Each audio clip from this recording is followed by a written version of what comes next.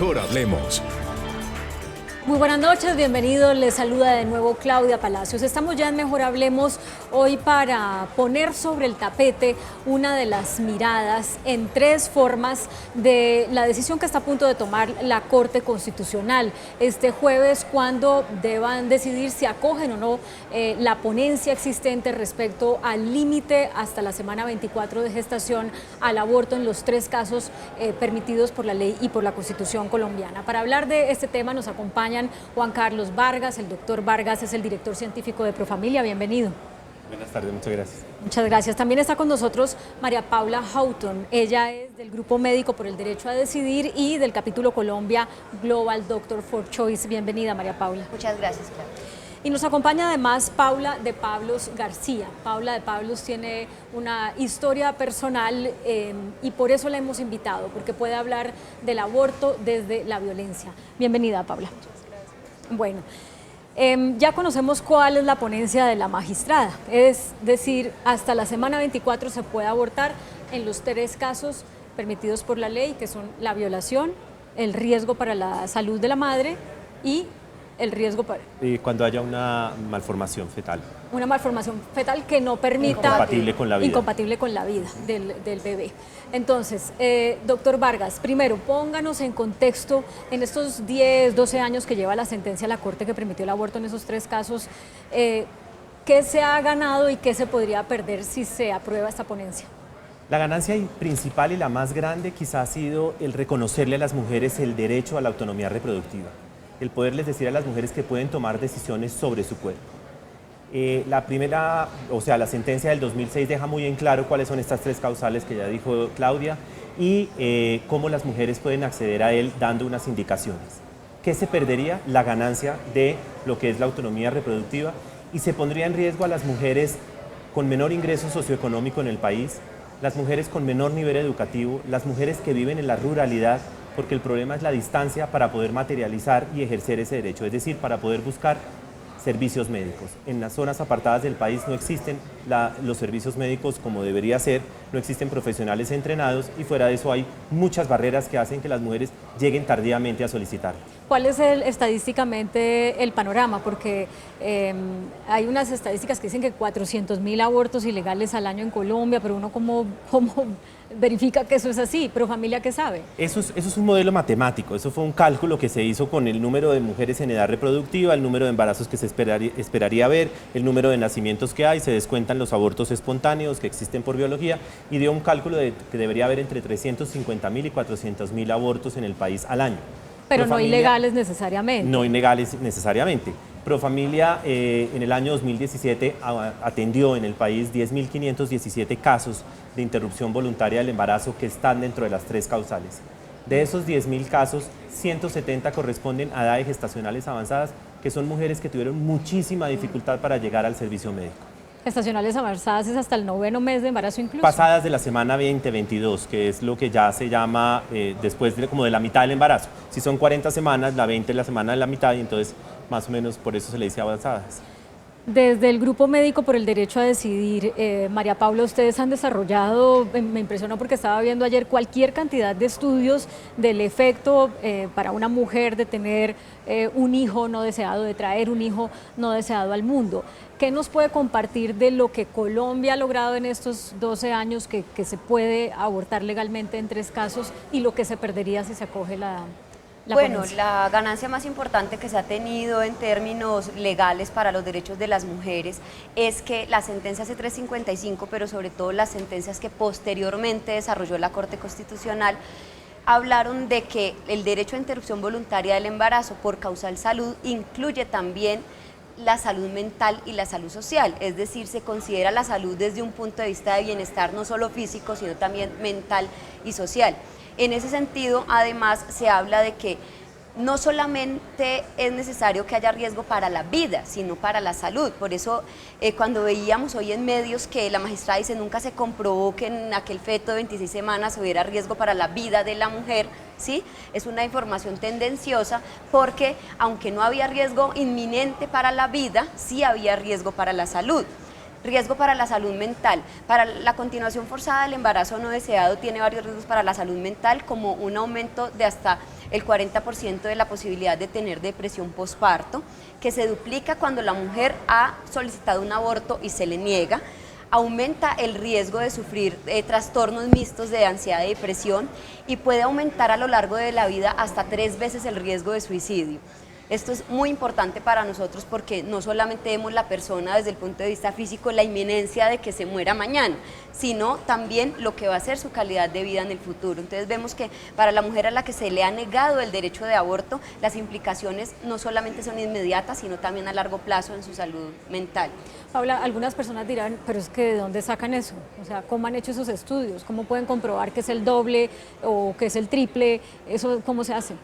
Claro, bueno, en el grupo médico lo que se ha hecho básicamente es hacer una síntesis o una recopilación de la mejor evidencia científica disponible para ponerla a disposición del gremio y bueno, de los diferentes actores en esta situación. Entonces lo que se hace es una revisión sistemática de la literatura, buscando artículos que se han obtenido mediante protocolos de investigación, analizando lo que, por ejemplo, mujeres que recibieron el aborto y mujeres que no, mirando cómo les fue a largo plazo, ese tipo de estudio. Paula, cuéntenos su historia. Es difícil hablar del tema porque siempre que se habla de violación siempre hay como un tabú y hay un riesgo, ¿no? Entonces mi historia viene a partir de que mi mamá y mi papá tuvieron como una relación tóxica. Mi papá abusó de ella, pero él nunca tuvo como un castigo ni nada porque mi mamá siempre fue como que todos ignoraban el tema y la culpaban a ella. Eso de que siempre dicen como, es que es culpa de ella porque ella se lo buscó. O sea, uno no se busca eso. O sea, uno no está como todo el tiempo, ay no, venga, vióleme todo el mundo porque entonces sale a la calle de noche y no es así. Entonces ella siempre la juzgaron y la cuestionaron por eso. Y ella nunca pensó en abortar, pero cuando pues yo fui creciendo se sentía como ese choque y ella nunca me va a decir, obviamente es horrible que uno le digan como no, es que a ti, o sea, te tuvimos porque fue un error, digámoslo así. Entonces mi mamá siempre tuvo como cuidado de esas cosas y siempre pues me lo demostraba de otras maneras y también es lo mismo con mi papá. O sea, como que tener que pedirle a él y que él sea como no le voy a dar nada porque no se me da la gana. Uno siente esas cosas, siente esos choques como que no le dicen a uno nada, pero que uno lo siente más allá, o sea, como que no necesita palabras para darse cuenta de las cosas. O sea, ¿tú a los cuántos años te diste cuenta que, o percibiste que tú eras producto de una relación sexual violenta y obviamente no deseada? Como a los 13, 14, porque mi mamá me contó el tema. Y me lo contó como por error, digámoslo así. Porque pues igual a ella nunca le gusta hablar de eso y eso es un tema muy cerrado, ella nunca habla de eso ni de nada que tenga que ver con eso. Pero desde antes de los 14, si entiendo bien, ¿tú sentías de tu mamá hacia ti cierto tipo de maltrato que después explicaste o entendiste por cuenta de que supiste cómo fuiste concebida? Sí, porque primero se siente ese choque entre mi mamá y mi papá. Mi papá pues no quería responder por mí, entonces siempre hubo como demandas y esas cosas y como ese intento de ser papá, pero a la vez como que ese choque con mi mamá de no querer eso. Y por otro lado, los tratos. Entonces no era el trato así como de mi hija, sino como a los golpes, como, es que qué fastidio todo lo que hacía estaba mal, todo era incómodo, ¿sí? Y por otro lado, veía como mi mamá prefiriendo a mi padrastro, que uno ahí se da cuenta como que yo soy su hija y prefiere un hombre desconocido que no es como pues nada. Entonces son cosas complejas que pues yo entendía como algo no está bien acá. Y también era por ese de no haber planeado tenerme, entonces es compleja esa situación. Tú participaste en la creación, o no sé si eres también personaje de la obra que se presentó en Casa E sobre aborto, ¿verdad? Sí, la obra A la Luz, que tiene 7 personajes, pues todas tienen historias de aborto. Mi historia es como la más cercana, pero no tiene, o sea, como que yo nunca he abortado. Entonces es como contar mi historia a partir de eso que le pasó a mi mamá y cómo esa historia se vuelve a repetir. Entonces, como uno no puede confiar porque en cualquier momento que esté vulnerable puede llegar cualquier persona y violarlo y violentarlo y está justificado por la sociedad. Como la sociedad victimiza y a la vez como que pone a los victimarios, los violadores, lo que hacen es justificarlos, ¿no? Entonces, siempre se justifica la violación como es que es tu culpa. O sea, a ti te pasó también. ¿Y tú no quedaste en embarazo? No. Y bueno, con todo este debate que hay de si hay que limitar el número de semanas para abortar, tú que naciste en las condiciones que nos has contado y que pudiste haber quedado embarazada, por fortuna no, de esa violación. ¿Qué opinas de limitar las semanas? A mí me parece ridículo porque la verdad toda mujer debería tener derecho a decidir sobre su cuerpo y muchas veces no es como que uno diga, no, bueno, la semana tal voy a abortar, sino como que son cosas que se dan y me parece que cuando la persona decide abortar es porque siente que no puede darle algo a alguien. O sea, si yo no le puedo dar una estabilidad ni emocional ni económica a alguien, pues no deberían obligarme porque realmente eso se siente, ¿sí? O sea, como que siento que no debería haber un plazo ni un límite, sino que debería ser libre de cada persona poderlo hacer. Oyéndote, Paula, te lo voy a preguntar pues, con respeto y porque no, obviamente nadie quisiera estar en la situación en que tú estás. ¿Algún momento dijiste, peleando con tu mamá o algo así, mejor me hubiera abortado esta señora? No, porque yo tengo una relación con mis abuelos y es diferente, ¿sí? Yo tuve la fortuna de tener unos abuelos que son como mis papás, pero sé que no todo el mundo tiene esa posibilidad. Y yo estudié con niños de fundaciones, o sea, con niños del bienestar familiar, porque ellos tenían convenio en los colegios que yo estudié, y me daba cuenta como no todos tienen esa posibilidad. Y como a muchos se les repiten las historias y toman caminos cerrados. O sea, yo tuve la posibilidad de tener mis abuelos, pero no todo el mundo tiene esa ¿Y posibilidad. si te hubieras quedado en embarazo cuando te violaron, hubieras decidido abortar? Sí, estoy totalmente a favor de eso. Bueno, doctor Vargas y María Paula, esos casos como el de Paula, ustedes los ven todos los días en los servicios médicos, en los estudios, en fin. ¿Qué nos pueden compartir pues para ayudarnos a entender esta realidad que no es tan simple como quitar la vida o como querer no ser mamá o ese tipo de cosas?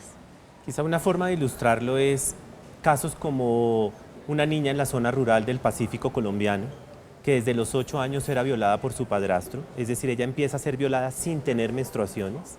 A los 13 años empieza a notar que crece el perímetro abdominal y la llevan al médico y efectivamente está embarazada. Pero la niña no puede denunciar a su padrastro porque es el proveedor económico de la familia. Entonces hay que hacer todo un procedimiento para llevarla a un sitio seguro donde ella ya pueda denunciar la violación sin que haya consecuencias para ella. Todo esto toma tiempo, ella se da cuenta que está embarazada estando en el segundo trimestre del embarazo y cuando agota todo el proceso de seguridad, denuncia y puede acceder al servicio, está por encima de las 24 semanas. Ahí está un ejemplo de cómo las barreras para poder acceder al servicio hacen que se requiera la atención por encima de la semana 24. ¿Qué tan frecuente es esto? Porque algunos podrían decir, como dice ya la ponencia, pues que hay que diferenciar entre lo que es la interrupción voluntaria del embarazo y el feticidio. Y el feticidio, ella, la magistrada, dice, es a partir de la semana número 24. Si alguien está de acuerdo con esto, pero entiende casos como el que usted acaba de decir, ¿podría haber un punto medio en el que se determine que en determinados casos el límite va a ser más amplio y eso no se va a llamar feticidio por X, Y, Z? Lo ideal sería que las barreras desaparecieran, como lo inspiró la sentencia de la Corte, como lo ha hecho el Ministerio de Salud en su resolución de atención de aborto seguro, como lo ha hecho la Superintendencia Nacional de Salud en su circular, es decir, no hay razón para las barreras de esperar a que haya agenda, la junta médica, el concepto del subespecialista, porque todo esto hace que se demore más. Entonces, lo ideal es que desaparezcan las barreras y que haya un acceso directo a la atención de las mujeres en el embarazo no deseado dentro o no de las causales y que se dé una respuesta rápida, como dicen las normas. Se debe dar una respuesta en los 5 días siguientes porque esto es una atención prioritaria. Entonces, es muy importante que esto se haga y así nosotros no veríamos la necesidad de ver muchos casos de embarazos en edades gestacionales avanzadas. Que se van a seguir viendo, sí, porque hay casos como este que les contaba de la niña violada que se da tarde, cuenta que está embarazada, pero hay muchos casos de mujeres que se dan cuenta en el segundo o tercer mes, pero mientras logran recibir la atención, mientras el objetor de conciencia la devuelve para que inicie en otro lado del proceso, pues pasan 3, 4 hasta 5 meses. Sí, en eso, Paula o María Paula, uno oye gente decir, pero es que es más grande el trauma para una mujer si aborta, y sobre todo si aborta ya cuando el feto está formado, o sea, tiene cabeza, brazos, piernas, cuerpo. ¿Ustedes han podido pues identificar cuál de los dos traumas es más menguable? ¿El del traer al mundo a un hijo no deseado, producto de una violación, etcétera, o el de abortar a edades gestacionales tan avanzadas? Bueno, sí, hay mucha controversia y sobre todo mucha especulación sobre el asunto de las consecuencias mentales del aborto y supuestamente del aborto en edades gestacionales tardías. Pero en realidad lo que la evidencia demuestra es que las consecuencias psicológicas que tiene el aborto es a causa del estigma y de la condición de clandestinidad en la que muchas mujeres tienen que abortar, no del aborto en sí. De hecho, la enorme mayoría de las mujeres que abortan independientemente de la edad gestacional, posteriormente, meses, años después, consideran haber tomado la decisión correcta. Yo quisiera de pronto referirme al asunto de las semanas. Yo quisiera dejar dos mensajes. Lo primero, las razones por las que las mujeres necesitan que exista este derecho a abortar sin límite de edad gestacional y las consecuencias que tiene limitar ese derecho, porque creo que existe un imaginario de que las mujeres han estado en su casa esperando irresponsablemente que el tiempo pase, como, no, pues voy a esperar a tener 8 meses para ver si aborto. Pero la realidad no es así. La realidad es que por más que haya anticoncepción, por más que haya acceso al aborto temprano, por más que no hayan barreras, va a haber siempre un grupo de mujeres que va a necesitar un aborto por encima del segundo trimestre. ¿Cuáles son esas mujeres? La niña que apareció ayer o anteayer violada en la frontera con Ecuador, que tiene no sé cuántas semanas, pero es evidente que es un embarazo tardío, pero la tenían secuestrada, no era posible que accediera antes a un aborto. Estamos hablando de personas que en un embarazo avanzado les diagnostican una enfermedad grave a ellas o a alguien de sus familias, un hecho que les cambia la vida para siempre.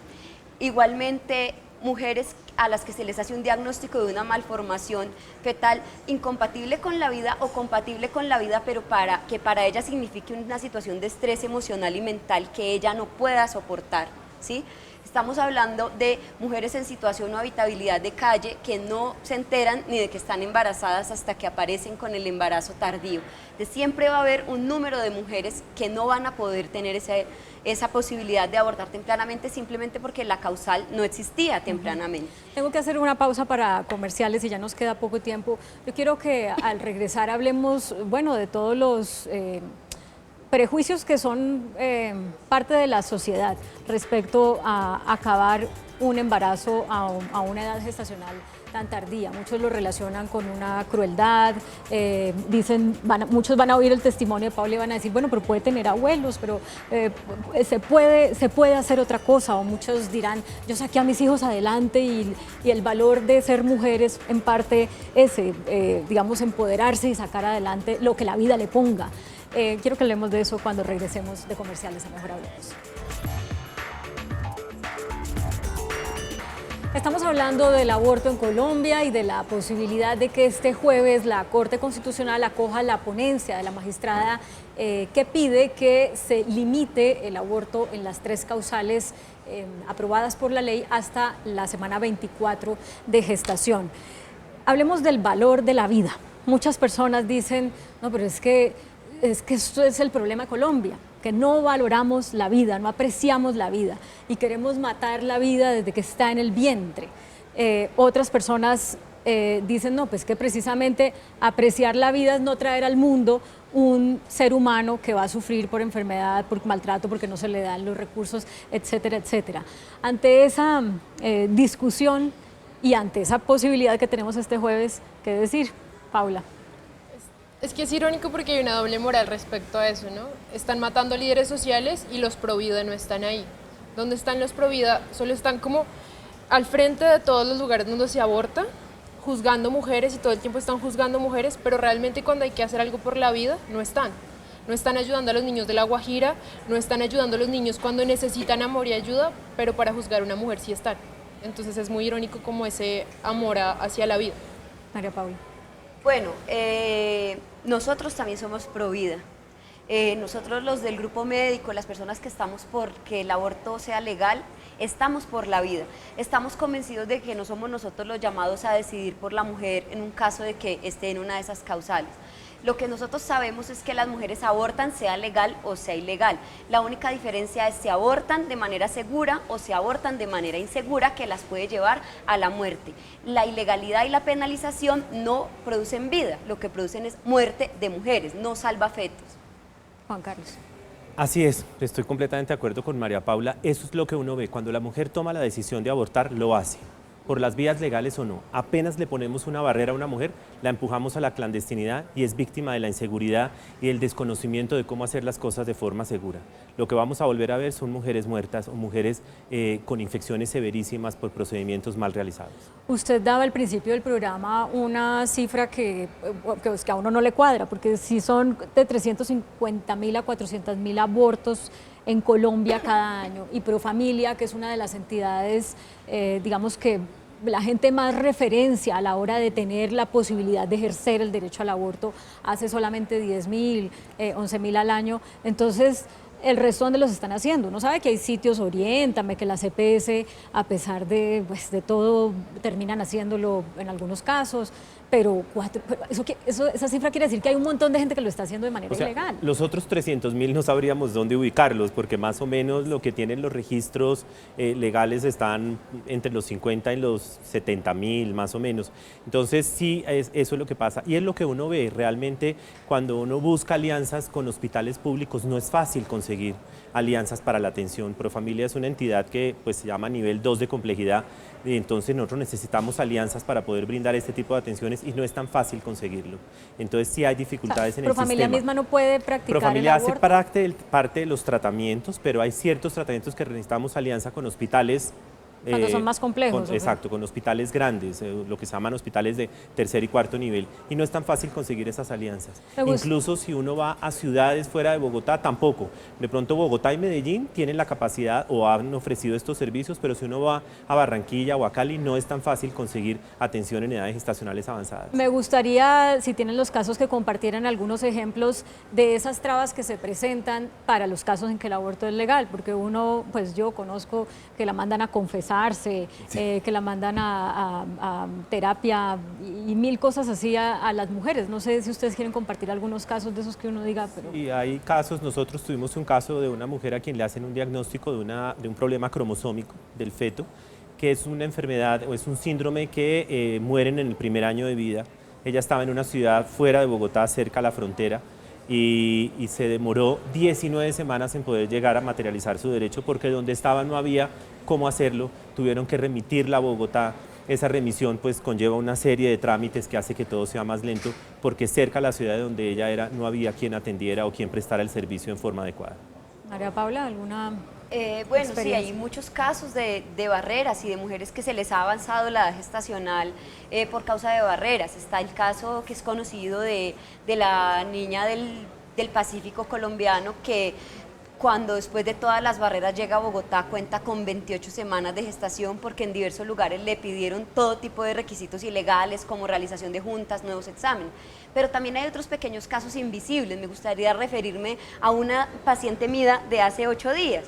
La conocí porque vino por otro motivo a consulta y ya con 16 semanas y me dice, no, es que yo la verdad no lo iba a tener. Y le comenté a la doctora cuando tenía 6 semanas a la que me atendió y me dijo que yo era una asesina. Y pues yo me fui para la casa pues muy triste y no lo hice. Y resulta que esta mujer es una mujer que es una mujer de edad avanzada para el embarazo, con obesidad y con múltiples problemas de salud que hacen que sea un embarazo de muy alto riesgo, ¿sí? El cual ella no deseaba asumir. Y sin embargo se vio forzada la continuidad del embarazo porque una doctora decidió negarle sus derechos por el desconocimiento que tiene y la sentenciarla causal. de una vez, decirle asesina. Sentenciarla además como una asesina.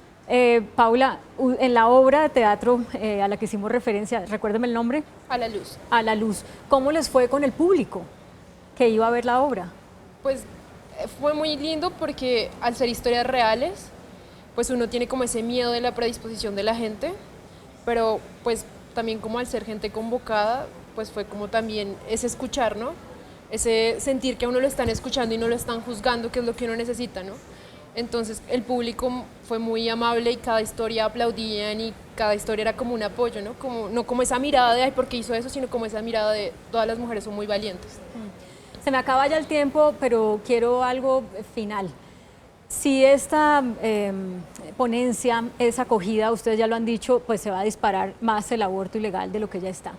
¿Cuáles son las consecuencias para la salud de una mujer de practicarse, digamos que se quita, o sea, hace el aborto, ¿no? Soluciona su situación, pero la consecuencia para la salud de un aborto de alto riesgo, un aborto mal practicado, ¿cuál es? la más frecuente? Las consecuencias son, estas mujeres se mueren. Cuando el aborto es hecho en condiciones clandestinas o inseguras, se mueren por dos causas, o por hemorragia o por infección. Y eso es lo que volveríamos a ver como lo vimos en mi época en que yo me entrené como residente de ginecología y obstetricia en los años 90. Sí, es muy frecuente que se vayan a presentar infecciones, hemorragias, perforaciones que lleven a la pérdida de la fertilidad, a la necesidad de retirarle los órganos reproductivos para salvarle la vida. Y además vamos a ver un aumento, ahí sí de veras, de los problemas psicológicos asociados a haber tenido que abortar en condiciones de clandestinidad y a cargar con la culpa de, entre comillas, haber cometido un delito, ¿no? Eso también va a ser una consecuencia de eso. Un mensaje final, Paula.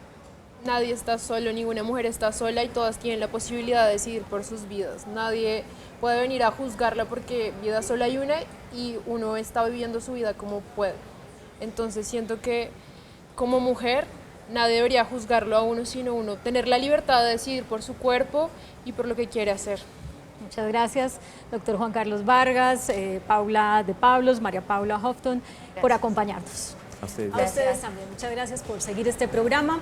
Los dejamos como siempre con el adelanto de las caricaturas que serán publicadas mañana en El Tiempo Impreso y en eltiempo.com. Que tengan feliz descanso.